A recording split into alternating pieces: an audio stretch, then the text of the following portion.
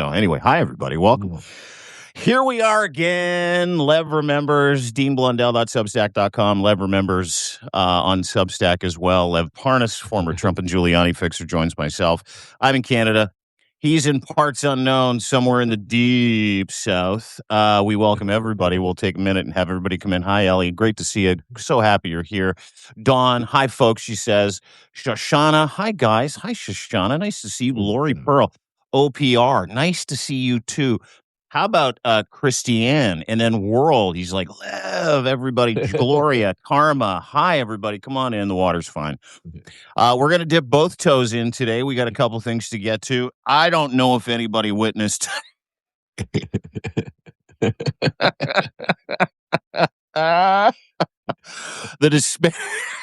disparity between Mark Carney's World Economic Forum speech in Davos yesterday that brought everybody to their fucking feet. It was a standing ovation. Only three people in the history of the WEF have gotten a standing O. Nelson Mandela, Zelensky, and now Mark Carney. What we witnessed today was the fucking opposite of that by a dementia patient, someone who is so unwell. 25th Amendment conversations. We're going to get to that. We'll break down the threats to Mark Carney because, yes, he threatened him today in Canada. Yeah. He also said he's not going to use force in Greenland. If you believe him, I've got a sheet of ice for you to buy, known as Iceland. He can't fucking get any of those things straight. And he weaved all day long in what I think, Lev, might have been the most embarrassing, shameful moment in American diplomatic history. I mean, which one of it was? It was just. I know we're laughing, and it was something seriously embarrassing, especially to our country. I mean, to all of us, and but we need a little bit of laughter because this was I think will go down in history as the major stand-up comedian act. Like it'll go Saturday Night Live has nothing in this. This will be clips, and I mean, I can't wait till 2020. I can't even. Hopefully we have the elections and we're able to do it. But I mean, it was just look. It was insanity. If it wasn't as insane, it would be. It was really dangerous too, folks. I mean, and we're going to talk about because there's while this insanity was going on, some of it was, yes, off the rockers. Some of it was completely Donald Trump deteriorating in front of our eyes. But some of it was planned. Some of it was intentional. Some of that insanity is perplexed. And that's why I wanted to speak to all of you. And I'm glad we're doing this, Dean. Because I know you're planning this trip to Greenland. Yeah, on the weekend. I thought it was Iceland. It was Greenland, Iceland. No, we land in Iceland and then we go to Greenland. It's hard to get to Greenland. I'm joking. Oh, you're doing Trump. You're doing a whole Trump Davos thing. Yeah, he's like, we need Iceland. We got to have Iceland. Everybody, it's and he's like, and then someone's like, it's Greenland. It's Greenland. I know you guys. You guys are going to Greenland. I was just trying to slip that little. Well, we are going to Iceland too, so we got both covered. No matter how confused the president is, and we'll get to the shame and the embarrassment, the whole thing. We'll break it down in just a second. But I do have to say something before we get started. If anybody doesn't follow Lev at Lev Remembers, you have to. He just continues to follow up on the idea that Michael Cohen's a fraud. And Michael Cohen's circle of Substack friends and content providers shrinks by the day. You put out, I don't know what you call this, maybe a definitive post on Michael Cohen. I want to read it to everybody. You also included a clip from CNN. And I'll get to the clip in just a second. You said, listen carefully. This is Michael Cohen in his own voice, like all the fucking roosters are come home. Not the rebranded version, the cable news regular, not the guy suddenly asking for trust. This is Michael Cohen doing what he was paid to do. Fix, intimidate, silence, make problems disappear for Donald Trump. People seem to forget that Michael Cohen didn't just work for Trump. He was the enforcer, the cleanup crew, the man who went to extreme lengths to shut people up when they threatened the brand, the image, the power. Now listen to the audio and have yourself ask one simple question. How is if this is how he operated when he thought he was untouchable, what do you think he'll do in cases involving underage Jane Doe? What pressure was applied? What threats were implied? What lines were crossed? This is not speculation. This is a pattern recognition. And that's why Michael Cohen must testify under oath in front of Congress, Ro Khanna, not on podcasts, not through selective leaks, not through carefully scripted redemption arcs, because survivors don't need spin. They need accountability. They need the full truth. They need justice. Katie Johnson will get justice but only if we stop pretending we don't recognize the voice we're hearing. So don't listen to the commentary. Don't listen to the excuses. Listen to his own words. This is who Michael Cohen is, who he was when the mask was off, and history matters, especially now. Enough is enough. I have to thank you for that post. And I think there are a lot of people that need to thank you for that post, because what a lot of people don't understand is behind the scenes, this gentleman in front of you, this authentic individual, Lev Parnas, and he's authentic as it gets, has effectively left behind the comfort of old relationships so he can advocate for victims, so he can advocate for the truth. And what you're talking to here is in this post that you put on Substack, which was absolutely moving. I thought it was incredible. What you're talking about here is this was always who Michael Cohen is, right? This is who he is. Yeah. So go ahead. Thank you, Dean. And it was when I was writing that post, I still have tears in my eyes, because just thinking about how people like Michael Cohen, Donald Trump, and how all of this, what's happening right now, and hearing, I can't even imagine how the victims, I hear my son reporting, others reporting that the victims are writing letters to the judges and advocating, and you got Ro Khanna and Massey, and then watching people like Michael Cohen, people like Donald Trump, people like all these using that to be able to try to somehow whitewash themselves, to pretend, and, Yeah. and again, if Michael Cohen was hiding somewhere in the desert and we found this letter right now, it's one thing. But the fact that Michael Cohen, till this day, folks, today he wrote out a letter. You know what his letter was about? I read his letters because I'm trying to see maybe there's going to be a moment where he all of a sudden says something somewhere. So, you know what his letter was about? That we should feel bad about how he was in prison. How he was in prison and how everybody attacked him, and what made him survive was the letters he received from all of you.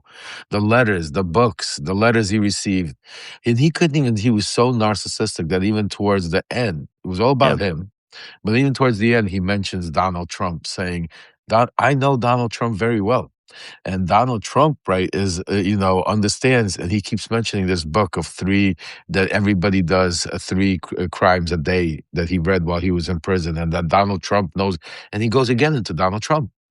And then I read some of the comments, and and I was really like, are people really like, what are they maybe in his cult? Because are we having these mini cults going around? Like, I mean, like, this is a guy that goes out there and talks about getting truth. I mean, this is what really ticks me off, when he goes out there and asks people to give him money to subscribe to him because he wants justice for the Epstein survivors, that he wants justice, he wants release the files. Do you remember for how long? This is what started it all.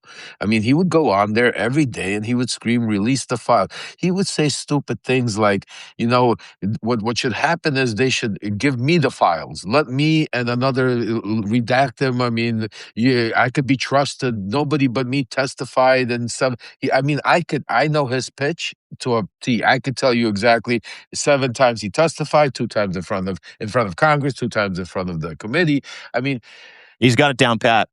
It just gets to me. So I actually was going through some of my old stuff, and it's just, God works in a mysterious way. I say I believe in science. That's why my sister's so incredible, because she gives me, she keeps me focused with this positive energy stuff. So I was going through actually Substack, and there was somebody on Substack actually posted something like that. I didn't see it. I couldn't open it, but it reminded me. I said, oh my God, I have something.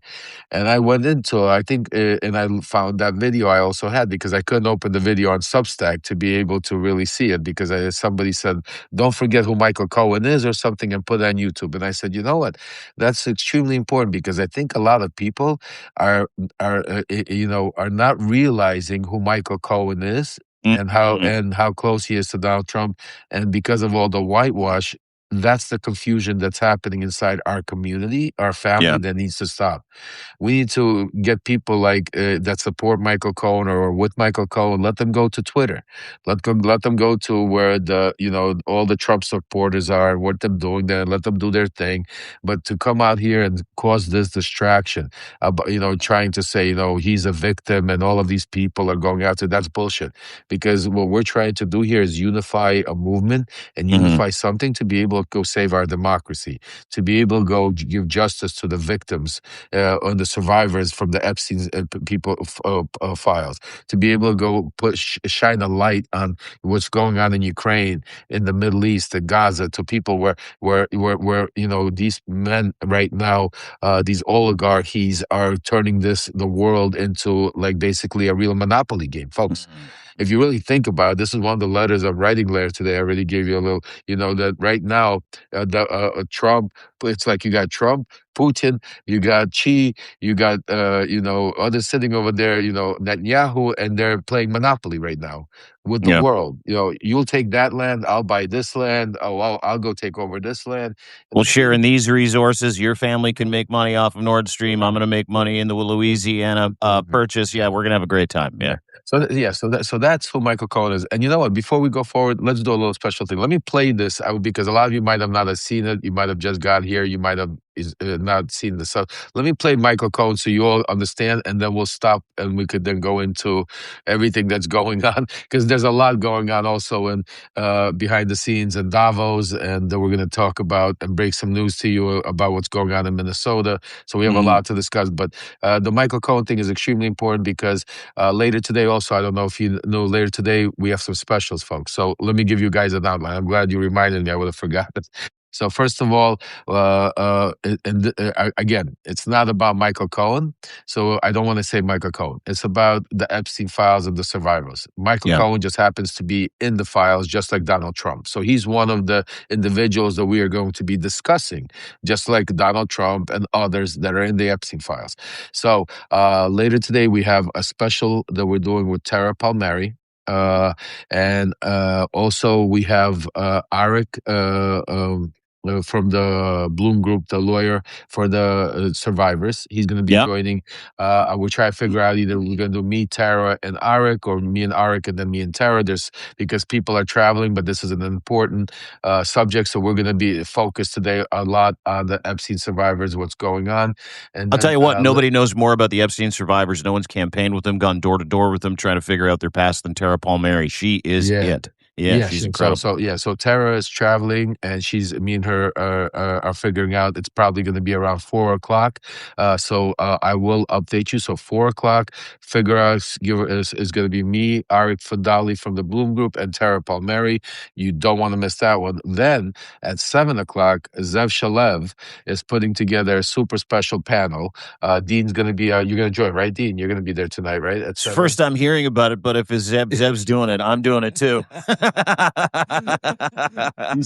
Sometimes I find out about my schedule here. So I just want to tell you, I break the news even to Dean Blundell that he doesn't even know. You see how about my own life. Folks? You like my sources? I know more about Dean Blundell than he does.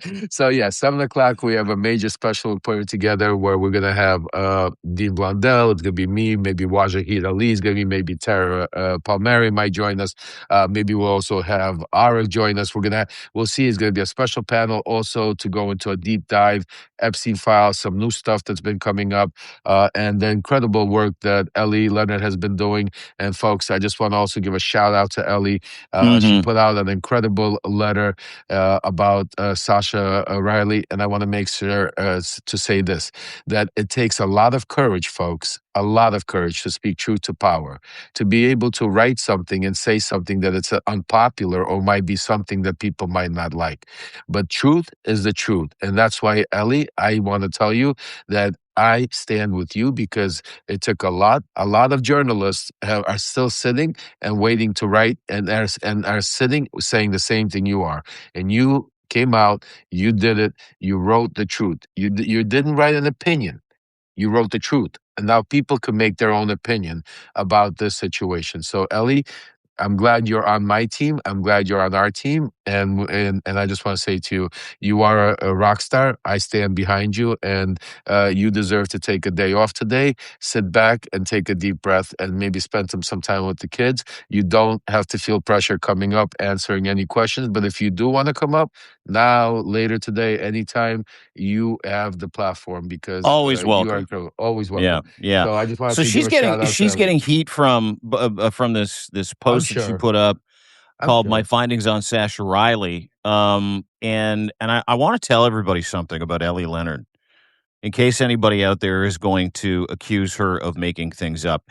And keep in mind, I have not read this post yet. I have not read it yet. She just I sent can it to tell me, you but this: yeah, she's 100% fucking right. yeah. And I'm she's with on her. our Yeah, team, and yeah. we love her unconditionally. So if you have a problem with Ellie, come through me and Lev. We'll take Yeah, care of that yeah, first. absolutely. So, Ellie, take the day off. That's right. We'll speak on your behalf. And I could tell you this way: this piece, she didn't just write it. She spoke. She, spoke to a lot of people, a lot of incredible journalists in the background, got advice. I mean, she's incredible. The way she handled it with fine gloves. Like, this is a very serious issue.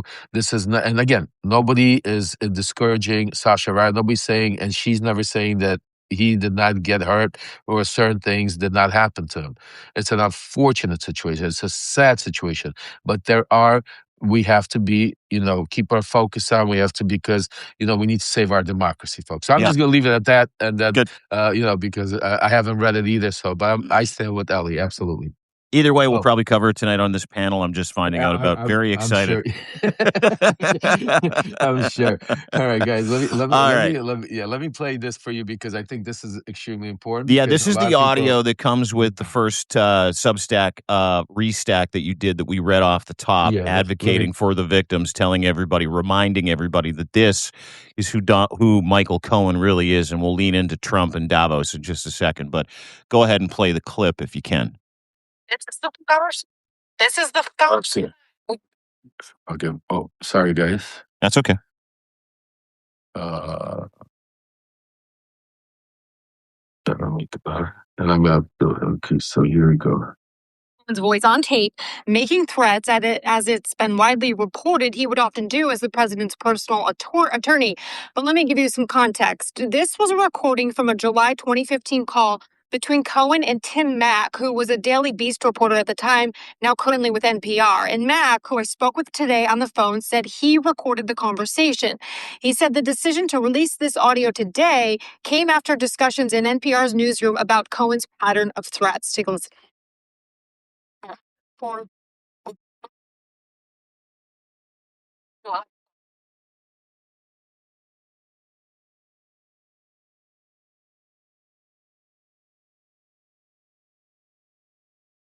Wow.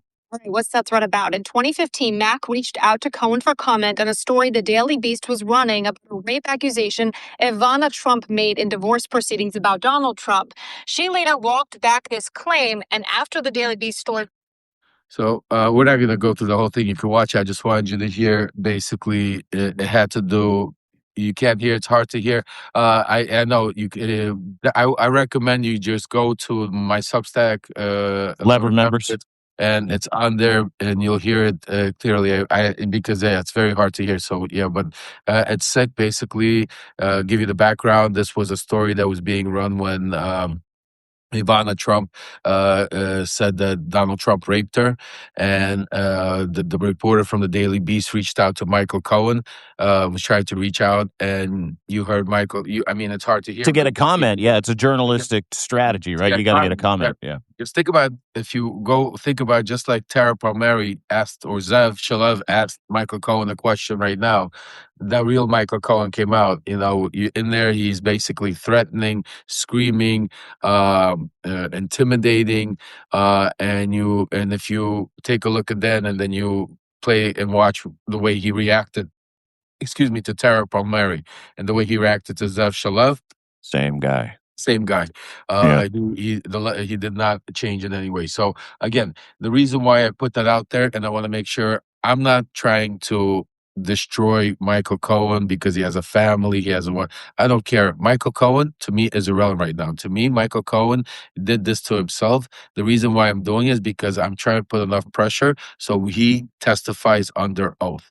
Because my main goal is to get Michael Cohen to testify under oath. He says he's been testifying all over the place. In front of Congress? In front of Congress, under oath, and the questioning about the letter that he wrote while he was in prison, while his attorneys asked, that he said, very well, black and white, I have got dirt. information, I have dirt on Trump and Epstein. What is that dirt? We need to hear that story under oath. And the other thing he needs to go under oath is to tell the story about Jane Doe. The story that he's made up about this Jane Doe, about this minor that he sent investigators to, that Zev Shalev and Tara Palmieri has pressed him on because there is no court case on this Jane Doe. There's no, and the timing and the story are very similar to Katie Johnson. So it doesn't matter if it was Katie Johnson or if it was another minor underage girl that was claiming to be raped by Donald Trump.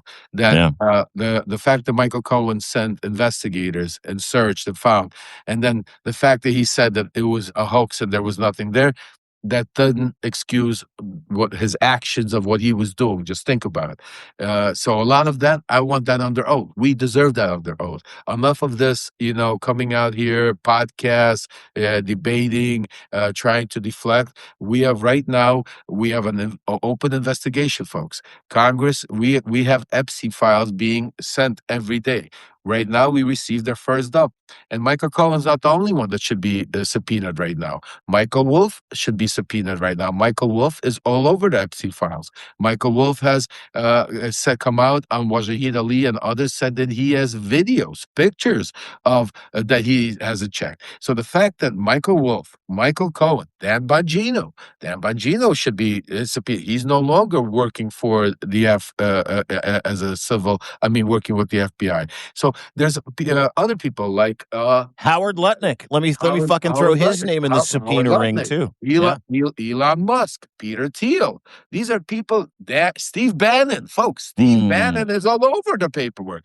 What are we waiting for the dump? See, this is what I think, and that's why I'm going to speak to the lawyer today. And these are the things I'm raising the alarms, and that's why I'm going to reach out to Congressman O'Connor. He's very busy, but because I don't know what we're waiting for. We already have enough in the dump right now that we can walk and chew gum at the same time. Yeah, we should be putting pressure. We should be simultaneously putting pressure to release all the files. Absolutely. Continue doing whatever you're doing. Doesn't stop.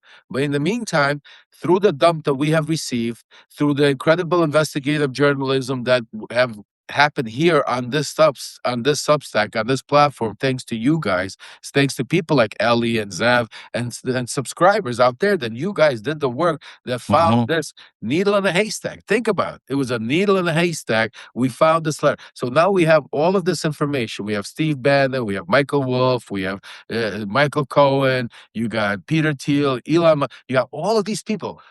Why are we not having a committee hearing in front of the whole world and asking them questions on their stuff, on all the stuff, all of these people? Yeah, how we're doing it. Keep in mind, all of these people have painted themselves as heroes and darlings to other people to fight against the corruption, the transparency, fight for victims. It's fucking rights. Where's Bill Barr? Where's his subpoena? Where's Michael Wolff's subpoena? Where is fucking? Where's the New York Times subpoena? Where's the Washington Post subpoena? What information do they have? They were leaking shit before everybody else. WAPO, dude, I'm telling you, you're 100% right. We have all the information we need from less than 1% of the Epstein files to fucking subpoena everybody. And go to work simultaneously, because these people, just think about it, and a lot of these people are the key to open up all of it. Because this is what I want to make very clear. Lex Wexner, absolutely, 100%. But the list goes out, folks. There's a lot to name, so if we miss somebody, absolutely, you could throw them in it. But I just want to make it very clear. The fact that they are not doing it, and the fact that we're waiting, what are we waiting for? Are we waiting? What thing? We are not. We are not going to get the full Epstein paperwork. We're not going to get it, even if they release all of it, because a lot of it has been doctored already. Trump said that 2 days ago before he left for Davos in that Exactly. insane presser. He's like, "Yeah, we're not giving you jack shit, and we only get a 1%." He mocked everybody. No, He's mocking. no. It's not happening. And the sad part about it, folks, which you're not hearing about, and the media is not telling you, but I'm going to tell you a little bad news. The way this law was done, the way this, and this is not to blame Congressman Rokan or Massey, because they are fighters doing whatever they can. But the way it was structured, they made a mistake. And the mistake is in this, they don't have a mechanism to hold them accountable. There's no mechanism in this law. So yes, we have a law right now. Trump signed it. That's why I told you guys back then. Me and Dean were talking about that. It's all theatrics. That's on. all So we paper. have a law, but we don't have a way to enforce it. And that's why right now you're seeing the strongly worded letters. We're exploring all of our options. That kind of rhetoric. Yeah. So what I want to say is, it's like playing chess, folks. We have the moves. We just have to open our eyes. And please help our Congress people open their eyes, because I'm doing it. We need each and every one of you. Make your calls. Tell them, subpoena these people. Let's start opening the hearings. Do you understand what it would lead into? The things that will happen, the things that will go on. I can't even explain to you. That's why right now the call to action when it comes to the Epstein files, and today we're going to be talking about all day long. This is what I'm going to be talking about, writing about. I have my support team, my volunteers, our volunteers. I apologize, Dean. Our volunteers right now. There's a call to action. Jay is actually at the dentist, so I hate that. So when she gets out, she's going to be helping you guys put together a letter that we're going to send out right now to every congressman and every senator and say, right now, these are the people we need to subpoena. These are the people, and not closed door. No. Not behind closed door, but in the open. We deserve Jack Smith. Absolutely. We need all of these people to come out and talk about a lot of things. So that's our call to action, and that's what we're going to do when it comes to the Epstein files, Michael Cohen. And so today is a very busy day. Lots of stuff we're going to talk about. That video was just the tip of the iceberg, but just to remind everybody today who he is, what is going on, what is being covered up. Because the sick part that gets to me is whenever anybody says, Michael Cohen this or Michael Cohen, it's not about Michael Cohen. It's about Katie Johnson. It's about each and every one of those survivors, folks. So stop. Not you guys. I'm not telling you when I'm speaking, when I say that, because a lot of them are watching. A lot of them will watch. And hopefully Michael probably is watching also. So that's what I'm saying to you. Stop. Stop the games. We need the truth. And the truth is coming. I promise you. And we're going to get it. Yeah. So. Well said. Well said. And you know what? Good to reorient off the top about what the important, call to action is. And it's always the Epstein files. 89% of Americans want the fucking same thing, which is accountability for victims. And Michael Cohen is absolutely in the mix. And as far as protecting pedophiles and horse trading information about these victims, this is who he is, who he's always been. You can take Lev's word for it. 40 years of knowing the man. Not just 40 years of knowing the man, but 40 years of knowing what that man meant to the MAGA movement and how desperately he wants to get back into the Trump circle of trust, which looked a lot like an old folks' home at the Davos World Economic Forum today. I am still in shock. You and I talked as he was giving this deliberate, dementia-laden, Swiss cheese, low energy, low IQ, revisionist fucking history, complete fucking pathological speech for an hour where people sat, and I got word from people that were in the audience, quote, stupefied. Like world leaders were that word.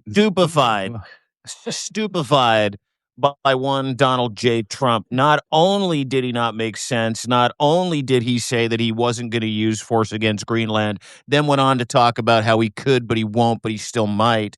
Not only did he sound like a complete village idiot, not only did he employ the weave, going from revisionist history about how they used to own Greenland and protect it, and they beat the Nazis, so they should be allowed to have it. He also told everybody in every EU country that you're not white enough, and if you don't get rid of all the migrants, you're going to lose all of your countries. It was a masterclass in stupidity. It was a masterclass in why you don't let an old man with dementia stand up in front of the world and represent your country, your pride, your power, your strength. That was weakness on display. That was sickness on display. That was fascism on display. That was moral ambiguity at its fucking finest. But more importantly, he was fucking insane today. Where do you want to start with Trump's Davos speech, my guy? Well, I'll tell you this much. You said that so beautifully, but the one thing I want to say to everybody, and I wrote this in my Substack letter, because when you know these people, it's sometimes difficult to live with myself because I know them so well. So I see different things what's being said. So I'm going to agree with you 100% on everything you said. Yes, he is declining, mental health declining. Yes, this was an embarrassment for the United States, an embarrassment for all American citizens, embarrassment for all people around the world for democracy. Anybody that stood for democracy, anybody that stands for freedom, anybody that stands for it was an embarrassment. But if you close your eyes, and I write that in my letter today, if you close your eyes, and I encourage you guys to read the letter because we'll talk about what really happened and what some of the distraction. If you close your eyes for a second and you took out the lunacy and you took out, the Iceland mix up with, not mix up, but, the deterioration in the health, you would probably think yourself, you're listening to Vladimir Putin speak.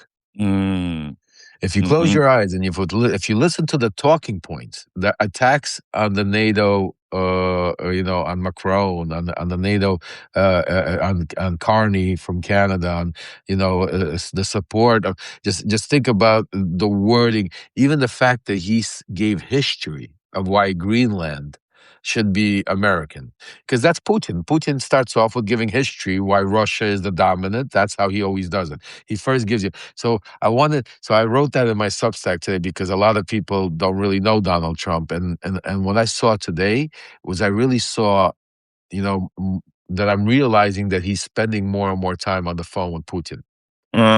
More and more that's being even reported on. I could promise you that, because when you listen to his words and when you listen, he's strict authoritarian dictatorship, and bunk revisionist history to justify violence and land claims. Yeah.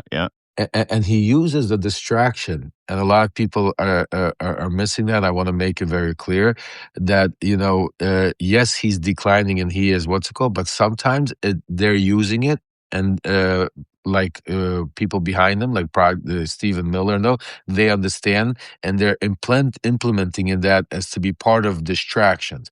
Like I'll give you a perfect example of this, the Greenland situation, and I want to preference by saying that anything could change any day, and with Donald Trump, that there's no 100%. But a few days ago, I came out, I did my live, and I basically said, I wanted to calm everybody down. I got off the phone. I didn't even get a chance to speak to you. I don't even know if me and you spoke about this, but I did live. I said, I just got off the phone because there's a lot going on. I said, calm down. We're not going to World War III.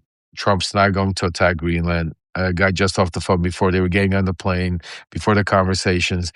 It was talked about how this was going to be used as a major distraction to take away from the backdoor dealings that were going to be going on behind the doors over there. In Davos? In Davos.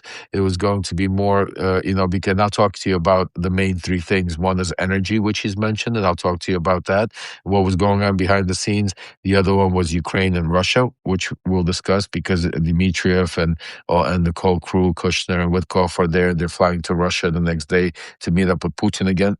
You really can't make this shit up. And it was also a distraction to take away from what's happening here at home. and Venezuela, because obviously in Venezuela, quickly just to touch on, it's a distraction because now people are not understanding the suffering the Venezuelan people are still going through. The people, the oil is being now taken and stolen and being divvied up by Trump donors and sent to an offshore account somewhere, God knows where. Qatar. Qatar, not even America. Yep. And the same pattern is being played out right now about in same actual game plans being put together in the Russia situation and Germany and Eastern Europe, and that's why Trump is. You have to read between when he does the weave. I read between the lines. So when Trump says that, keeps talking about the energy, that the Europeans made a mistake. They're thinking about windmills. They're not concentrating energy. I promise you, folks, I've been saying this already for more than since I came here on Substack. Nord Stream 2. Remember that word, Nord Stream 2. Remember what's going to happen. And all of a sudden, you're going to see a proposal soon coming from that Russia is going to partner up with the United States. And they are going to be supplying gas to Germany, Italy, all over Europe. And Europe is going to balk at it. They're going to be pissed at it. But, at the end of the day, they're going to agree because it's economics. And this is how it's all being played out. Just like right now, everybody was crazy barking about what he took this stealing oil from Venezuela. And just think about what he said to you about Venezuela, how he's having a great relationship with the current administration. The current administration is not only only Maduro's administration, it's worse. Delcy Rodriguez, we've spoken about, is worse than even Maduro. So she was his henchwoman. Yeah. Yeah. I mean, so the fact that Trump is having a great relationship with that and basically stole the Nobel Peace Prize from this poor woman, Machado, for her to be able to even be, alive.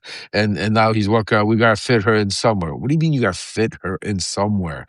She doesn't fit into your plans because you got all crooks around you. You're stealing money. You're diverting it. So you can't put anybody like, that's why he didn't put Guaido in there to begin with. That's why he told Machado, stole her Peace Prize and gave her a goodie bag with a Trump 2028. Just think about it. She came with a Peace Prize. 4 hats and some female fight cologne. That's what she got. Right. And she left with a goodie bag.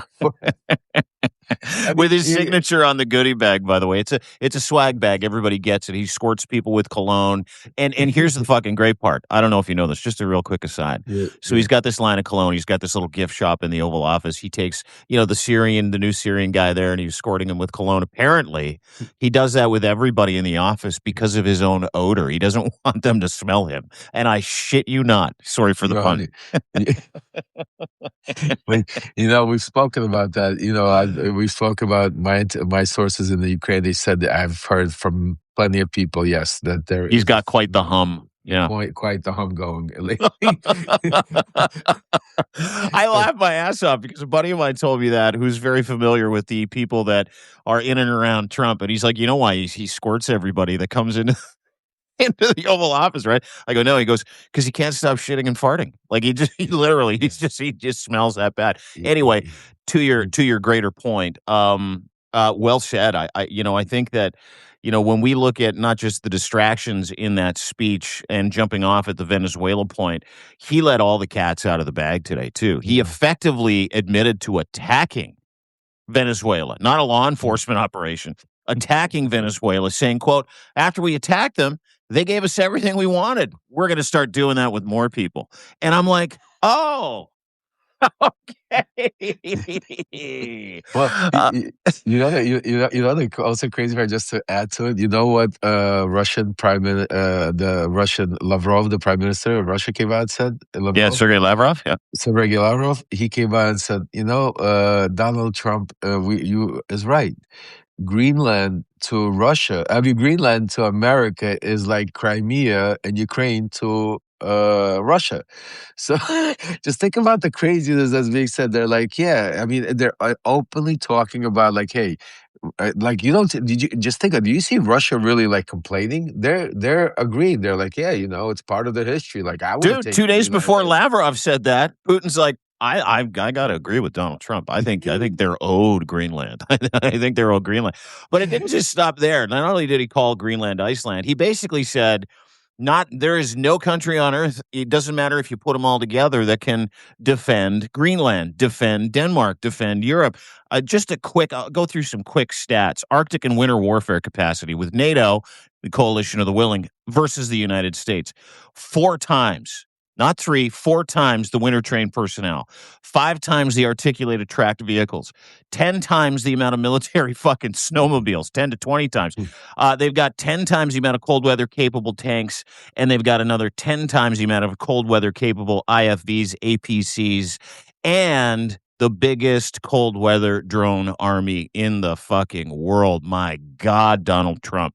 He says shit and doesn't think anybody's going to fucking look at a meme or Google it. Like, it's literally the most simple thing is to Google. He then, and this made me laugh. He's like, Europe isn't recognizable anymore. You guys aren't white enough. Get rid of all the brown people. Then he said that he attacked Venezuela. This is chronological, by the way. And it really worked out, and everybody's going to get the same treatment because he got what he wanted. Then he called windmills, quote, losers. Those windmills, they're losers. And he returned to his greatest intellectual nemesis, fucking natural energy. Oh my God, I don't understand it. And he called them losers. And then he said, China doesn't have any wind farms. They say they do, but we can't see any on Google Maps. They have the biggest wind farms in the fucking world by a factor of 50, for fuck's sakes. And then he went into his World War II lies about colonial delusion, saying, we owned this island. We protected this island. When we beat the Nazis, they didn't give us the island. Well, that was stupid. We should have fucking Greenland back. And here's the catch. And I think this is a good place to jump off and get your opinion. He then talked about how deadly American military force is, and he could do anything he wants with that military force, but then said, we're not going to use force against Greenland, right? We're not. I mean, I would, but I'm not going to use force against Greenland. And then he said, and this is fucking hilarious, and he loves this shit. He looked down at the crowd and goes, I see, basically, a lot of you seem really relieved to hear that. I know. That's the biggest statement of the day. I'm not going to invade Greenland. It was absolute fucking calamity today. And I don't see how anybody other than Stephen Miller and the regime looks at that and goes, yeah, we nailed it. That's our guy. Boss. What a rah.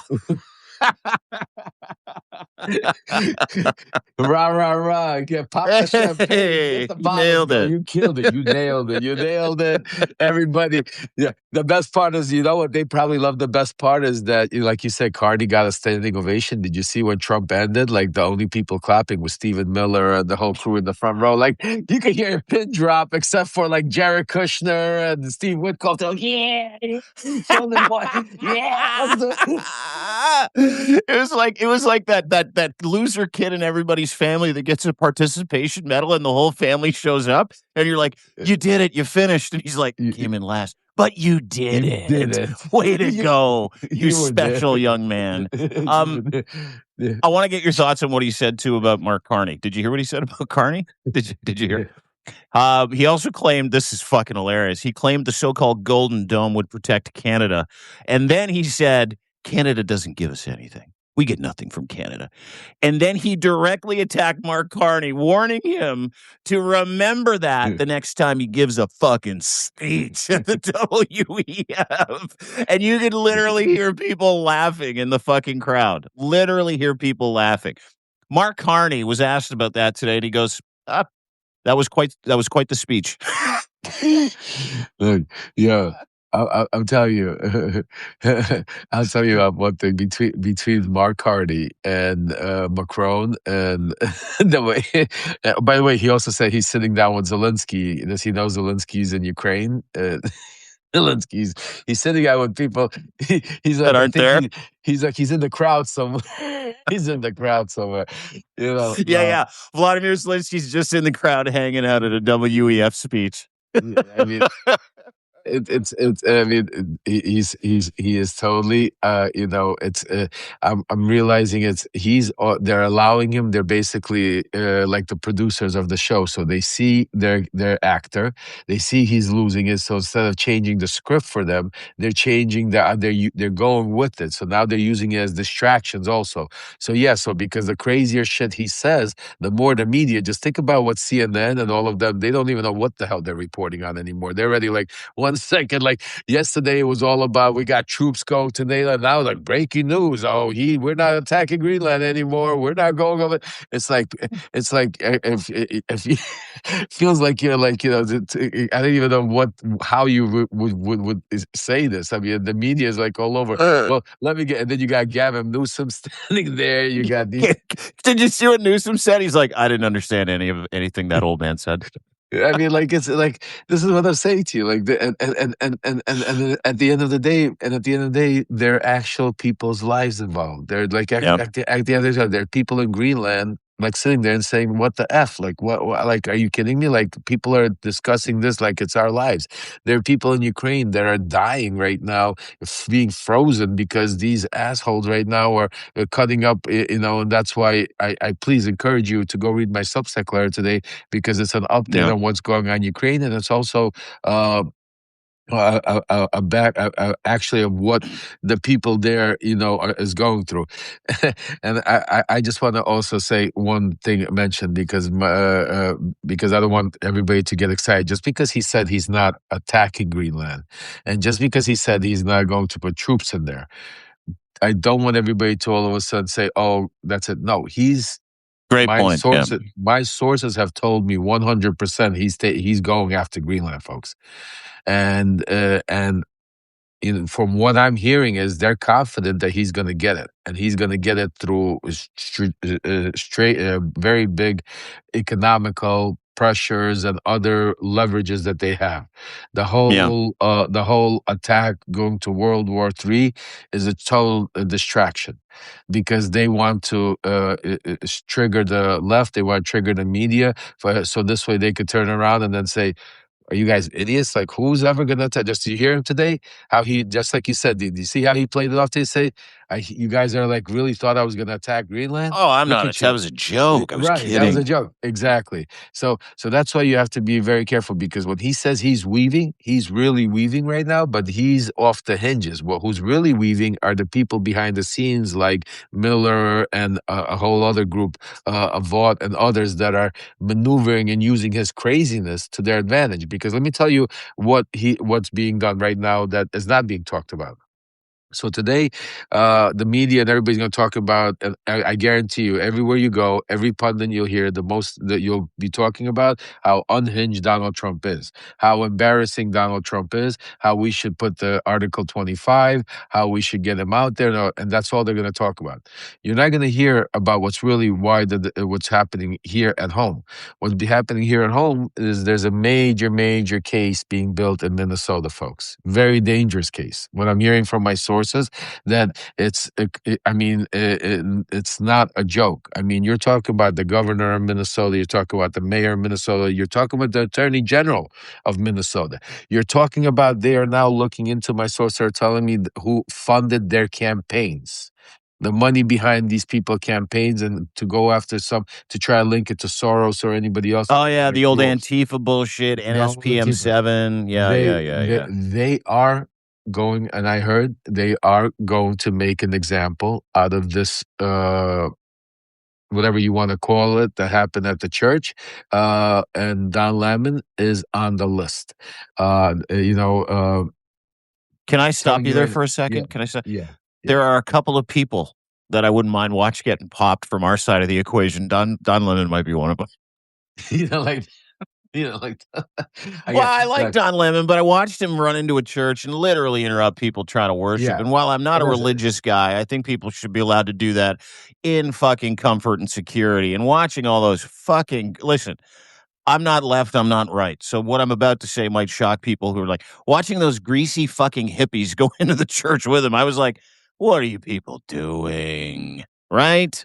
Well, yeah, and I said that from the very beginning. I said, one of the things is it's hard to give an opinion. I try not to, because then people try to use that to diminish my truth and platform, and that's why I'm not here to say what Don Lemon did was right or wrong. I definitely would not want to be sitting in my synagogue and have any protester come in and talk about so I don't think should be off limits, dude. Like, and Don Lemon's smart enough to know know that, right? and You know, and that's why what I spoke, and I said about it, I wrote in my Substack. I said, it was the wrong Donald Trump right now, Stephen Miller, they're celebrating. yeah. They're celebrating because because Go of after the a black guy. optics. They got an excuse. Yeah, yeah. They're going after not only a black guy, a journalist, somebody. Trump said his name also, but also they're going to go out. They try and link it to BLM because somebody posted from a Black Lives Matter video or something. I'm hearing they're going. So they're going to turn this into a shit show. And the problem is, folks, that if you agree with what happened or you don't agree, it's not. I'm not here to judge on that. But what I could tell you is the optics of anybody running into a church, a synagogue, a mosque, any place of prayer. Just think about it, whatever your religion is. If you were sitting there praying and all of a sudden some protesters came in, right-wing protesters, you could be, sitting there and coming in mega. Can you imagine you're sitting there having a Sunday prayer and then you got mega, Proud Boys walking into your church? You treat them the fucking Well, same way, dude. And even if you don't yeah. have a religion, let me just brass tacks this. It's like you going upstairs in your room to meditate, to relax, to recharge, to feel good about yourself, to have a meditative experience, and some guy barging into your house with a bunch of cameras and some greasy patchouli wearing cave people going, "We're here for our First Amendment right. We get to come into your house. We get to interrupt you while you're having a private moment." That's what I saw yesterday, Yeah, the other day on the weekend. and I agree with you, and that's why I'm saying to you, Dean, that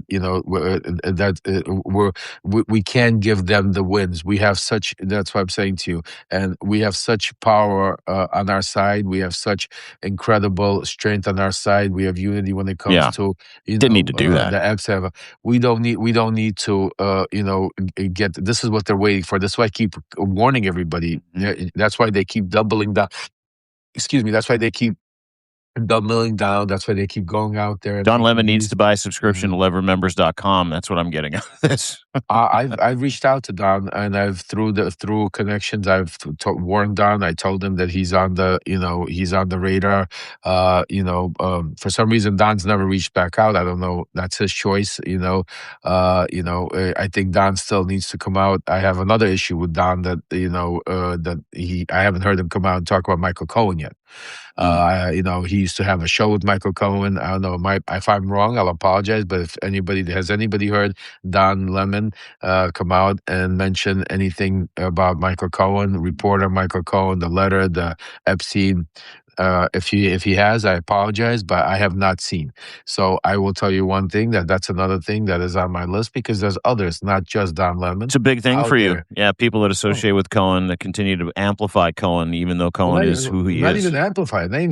Forget about, but they have a responsibility to come out and say, well, and put a spotlight on it. Again, this is not accusation, folks. There's Cohen's name is in the Epstein files. How come Don Lemon's not reporting on it? How come Jim Acosta's not reporting? How come nobody's reporting on? I'm in shock.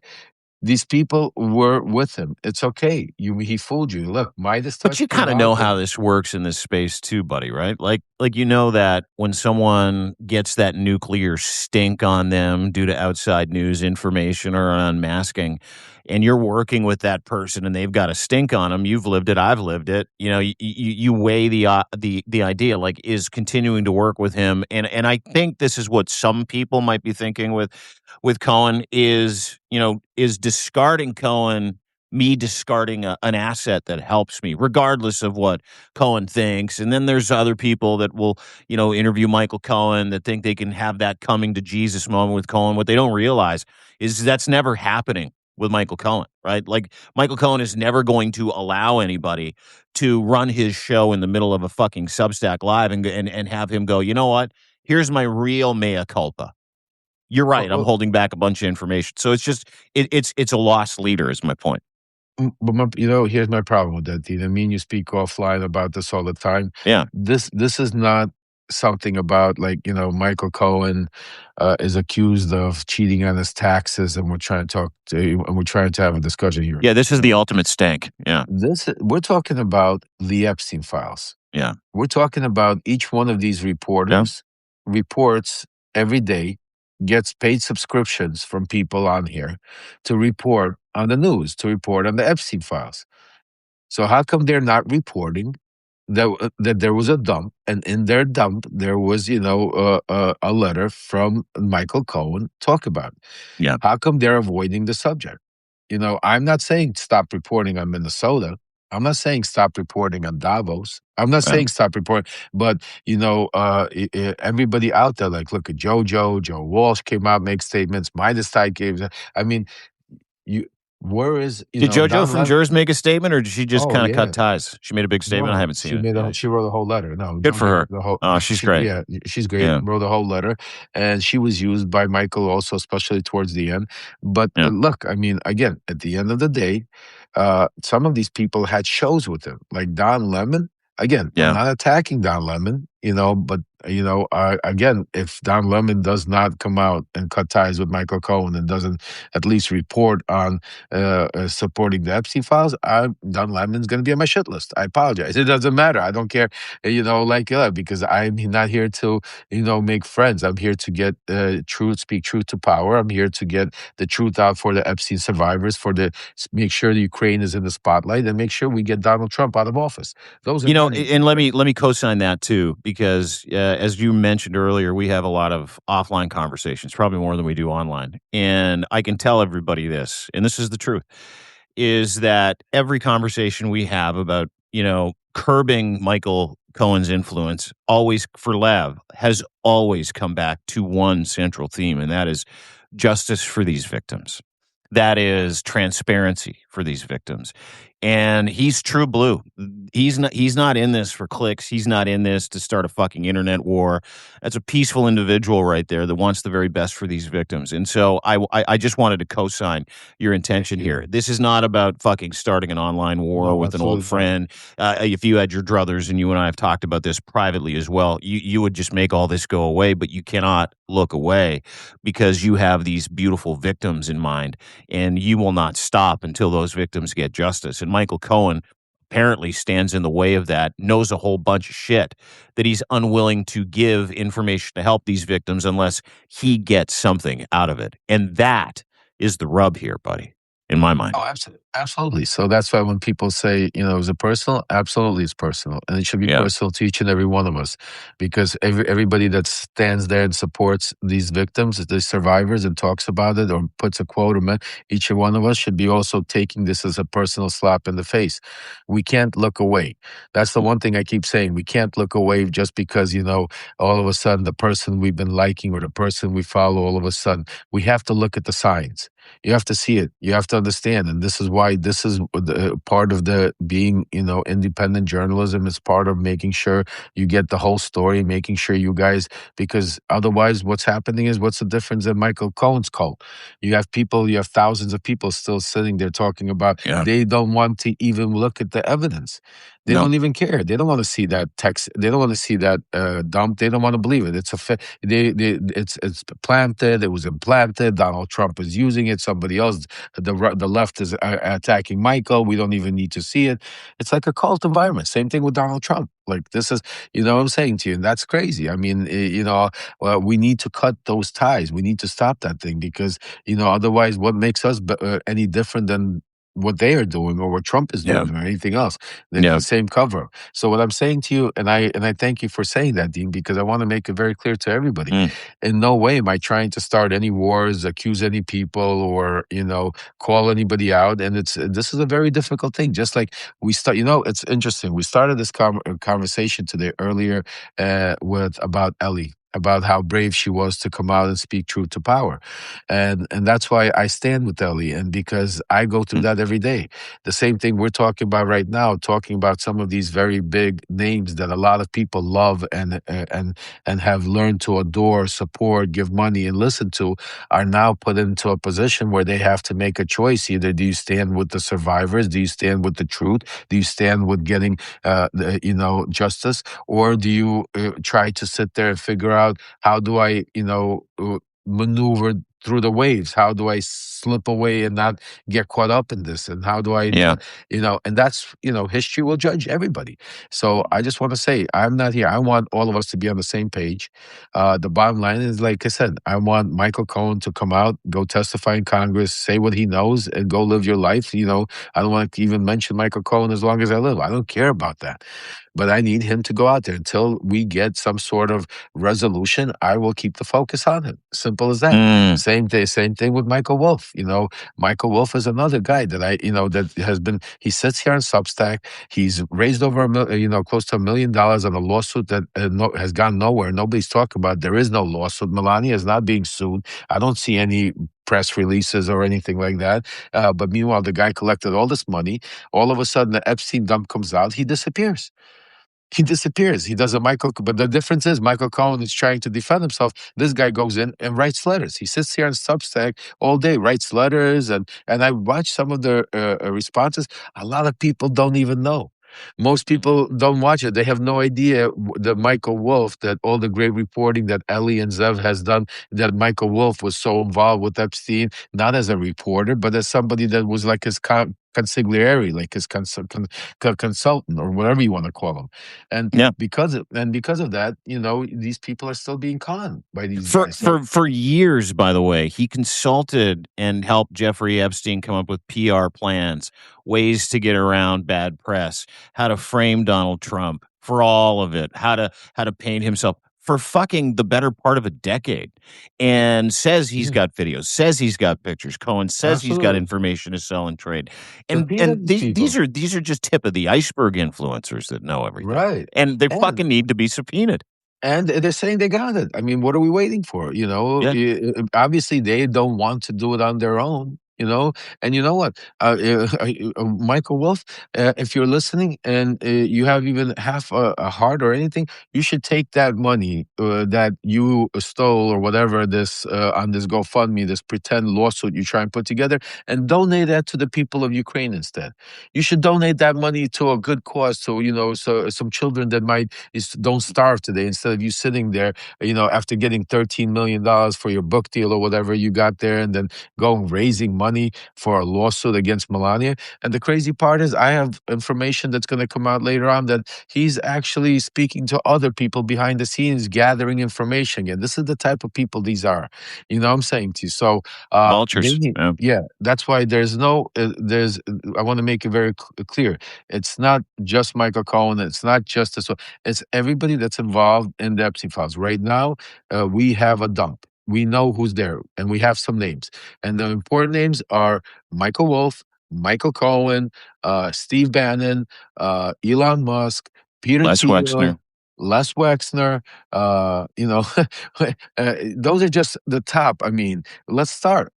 Get the hearings going. Let's start getting these people under oath. Let's start having and let the show begin. I'm sorry to say show, but that's what needs to begin. Let these people, and you will see then that we don't need to wait anymore, because right now we're waiting for nothing. We're not going to get anything. They're not going to give us. Right now, they're just waiting out until something happens, either a war or another invasion, or tomorrow he does the Insurrection Act, or he cancels elections. And then what? Do you think the Epstein files are going to be in the front of the news cycle? Absolutely not. Do you think anybody's going to be? Absolutely not. That's why he's trying to do everything in his power to get away from these Epstein files. So, folks, I'm begging each and every one of you, spread the message. Go contact, send your letters to Rokana, Massey, every single congressman, man and woman out there, until somebody picks up and says, "Oh, great. Let me, go on the air, and let me put a spotlight on Michael Cohen, Michael Wolff, Steve Bannon, and let's bring him in here, and let's understand, what did they know? What was going on? What was happening? Who were these people? Who are these people in the redacted files, in these emails? We could get to a lot of these redactions through their testimony. Just think about that. Just through their testimony, and then we'll just go on. So, I'm not a lawyer, but trust me when I tell you, if I was there right now, if I was in Congress, If I was a congressman, that's why I'm telling you, it's like, it makes me sick. If I was a congressman right now, I would promise you right now, there would be, I would turn it upside down. I would have subpoenas going. I would be personally delivering these subpoenas. I would be personally serving them with this. I mean, we have, so anyway, I mean, I don't want to ramble on, but I'm just saying to you that this is something that is extremely, I don't know, so open and wide open. It's like we have an Epstein dump. We have people's names that are in the Epstein. Do something. Yeah. Do something. Yeah. Let's stop waiting. And to your point, co-signed 1,000 times, but to your point, based on less than 1% of what's in the Epstein files, you do your fucking job. You subpoena these people, Yeah. and you get the 99% after that. I just came up with an idea. We're gonna do this. So I'm gonna have Jay, as soon as she comes back from the dentist, we're gonna put together a petition.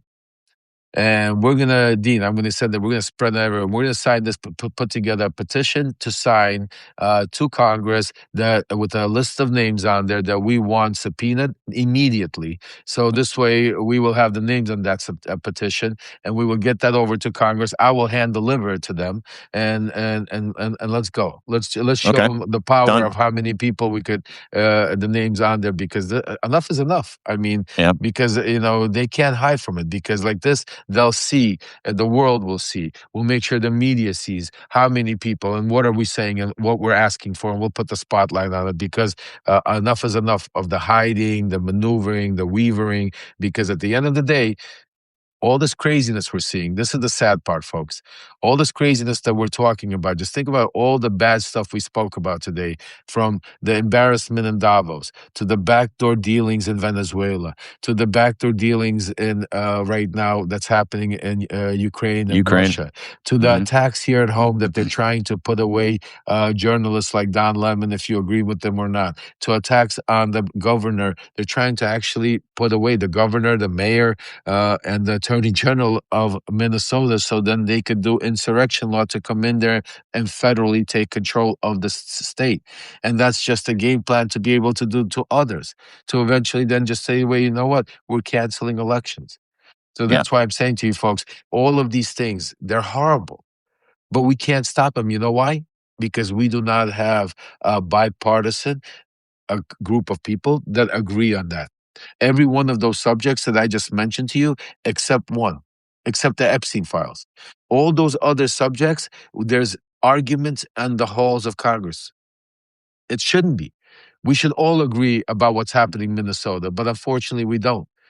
We should all agree that, we shouldn't allow dictators to take, but unfortunately we're not. We're watching our own president, if you close your eyes, sound more of a dictator than Vladimir Putin ever did. Basically talk about how we're owed countries, we're owed land, we're owed, So that's what I'm saying to you. That's why we can't keep talking. We have to be acting, and that's why one of the things we're going to do in action right now is do this. We're going to put together this petition and start pushing it. I'm going to speak to the lawyers and everything. We're going to get that done. Now we're going to put that together. Good. While we're starting this petition, I think it's incumbent. Everybody needs to go and follow my friend Lev Parnas. Lev remembers at Substack. Do it now. Don't walk, run. He is dropping truth bombs that come true days, weeks, months after the fact. He is 100%. I can vouch for this man's character, his virtues, his values. He wants transparency. He wants democracy, and he wants it to work for everybody, especially the victims. Where it has to do with the Epstein files, especially the victims, where it has to do with watching migrants, people of color, getting beat, tortured, in some cases murdered, for sure deported, over the past 10 months. And we all want the same thing, which is democracy. We want rule by the people, for the people in the United States of America. And stopping Donald Trump in America will stop Donald Trump globally. And that is the purpose. That's the intent of this conversation. Every single one of the conversations we have, and you watching, you listening to this, depending on where you are and what you're doing, have a responsibility too, if you feel the same way. And that's to share this content with as many people as humanly possible. Hammer those hearts at the bottom of the screen. Hit that little square. share this conversation because we speak truth to power. We tell you and translate for you everything in MAGA world because we have the OG MAGA sausage maker on the other side of the screen here. And he spends his entire day working sources, stories to be able to bring you the truth, bring you the real. So please subscribe, give a paid sub to Mr. Lev Parnas at Lev Remembers because it gets his content, these conversations to the top of the algorithm where everybody can see them. I'm over at deanblundell.substack.com. Real quick ask from everybody. We don't need any funding anymore from anyone to go to Greenland. The only support that we need is for you to subscribe so that you can share that content. Free or paid, doesn't matter. But again, that Greenland content as we go stand between Donald Trump and his fascist regime. When are you guys going, Dean? Malcolm Nance is wheels up today. I am joining everybody on Sunday. Malcolm's in Copenhagen for a couple of days. Then we go to Denmark. We go to Arctic Command. We actually will be experiencing Operation Endurance exercises with the Allied forces. And I can assure you that what we send back and what we will show you won't just deter, but it'll definitely put some questions in the minds of the military that should not be following illegal orders from Donald Trump should he indeed decide that he's not going to afford a military operation. He's not going to take it by force. But here's the little thing that a lot of people don't know on our trip to Greenland. And this was a really important conversation I think people need to have.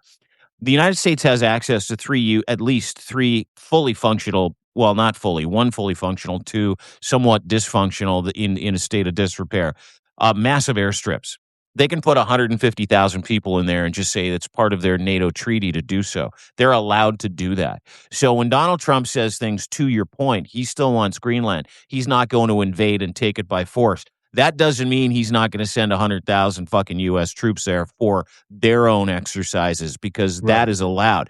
You don't call that an invasion. You call that execution of your military responsibility. And the treaties that you've signed with Greenland, 3 of them, to be able to do that. So, let's not get lost in the sauce and the clever words that dementia patient used today where he's like, I'm not going to take it by force. That doesn't mean he's not going to fill it up with 3 times the population of the entire fucking island, which is 57,000, and just slowly move in and take everything over. So always eyes up, ears open, be very well aware of what's going on around you, specifically where it comes to this guy. And come with us on this trip to Greenland, Denmark, to speak to the people. We've got interviews not just with Arctic Command, the Prime Minister of Greenland, Orla Jolson, who's just this incredible influencer for Greenland. Some of you may have seen him on Twitter.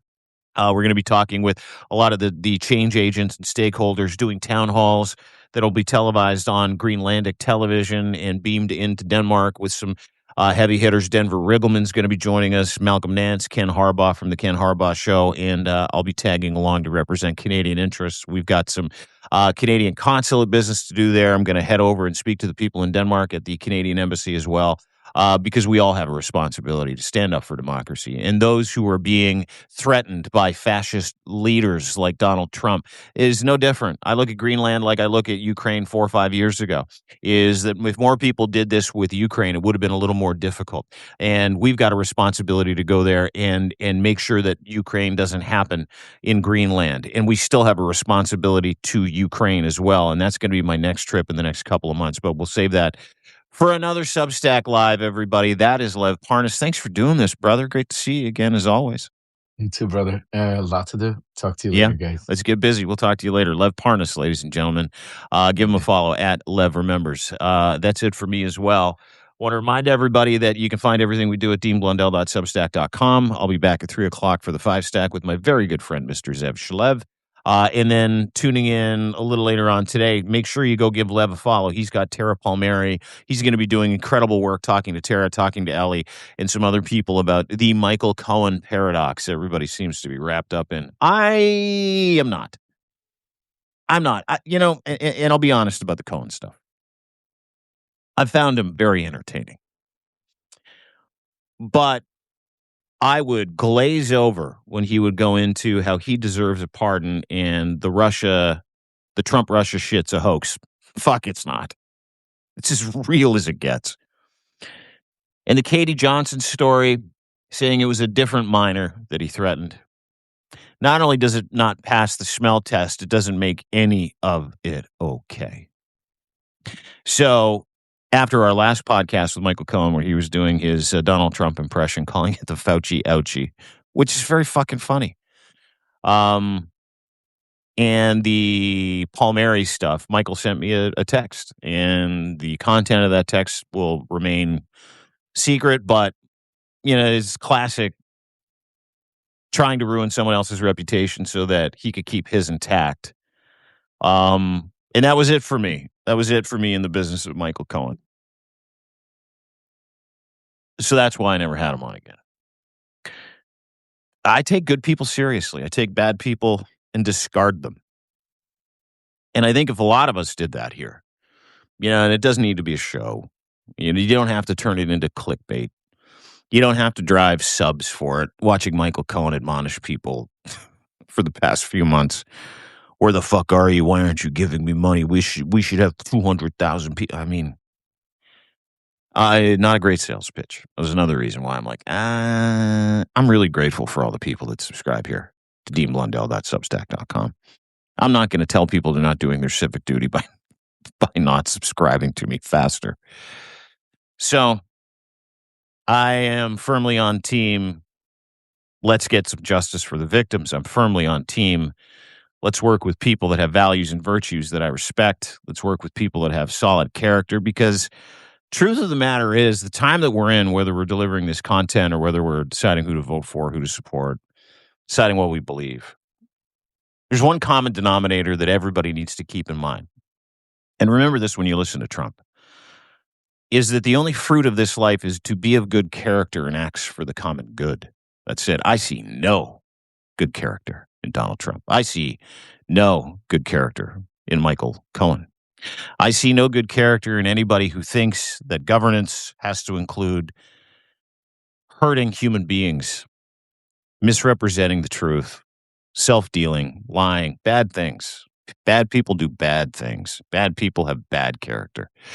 We're going to enter this character test, as my good friend Steve Schmidt likes to say, character test era, where you're going to be asked to side with an ideology. You're going to be asked to side with people that like the same music, love the same colors, eat the same food, go to the same church, believe in the same conspiracies, believe in the patriarchy, don't believe in the patriarchy. You're going to be asked to, take a side, join the ideology, join a cult, so that you can robe certain people with enormous power so they can fuck you over.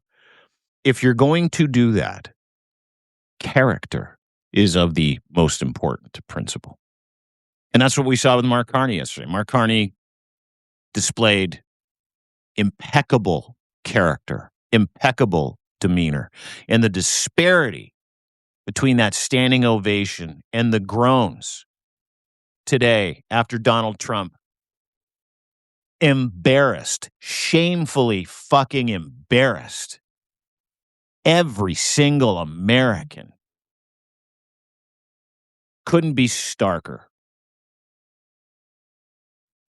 Character wins. We're in the character test generation, character test era.